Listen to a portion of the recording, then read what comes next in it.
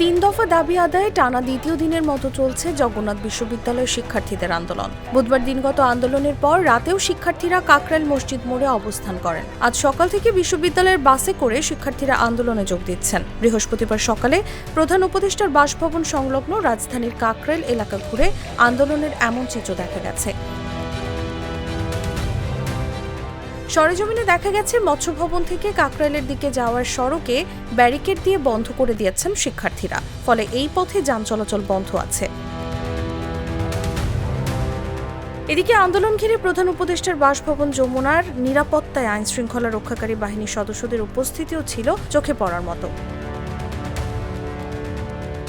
এর আগে গত মঙ্গলবার দুপুরে দাবি আদায়ে শিক্ষার্থী ও শিক্ষক প্রতিনিধির সমন্বয়ে একটি প্রতিনিধি দল ইউজিসিতে যান, কিন্তু ইউজিসি থেকে আশানুরূপ কোনো ঘোষণা না আসায় লং মার্চ টু যমুনা কর্মসূচি ঘোষণা দেন শিক্ষার্থীরা।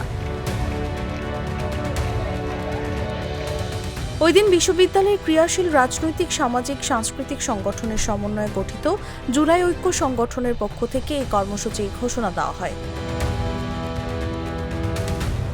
পরে বুধবার বিশ্ববিদ্যালয়ের শিক্ষার্থীরা মৎস্য ভবন পার হয়ে কাকরাইল মসজিদের ক্রসিং মোড়ে এলেই শিক্ষক শিক্ষার্থীদের এই লং মার্চে পুলিশের সঙ্গে সংঘর্ষের ঘটনা ঘটে। এই সময় পুলিশের টিয়ার গ্যাস ও লাঠিপেটায় আহত হয়ে হাসপাতালে চিকিৎসা নেন অনেকে।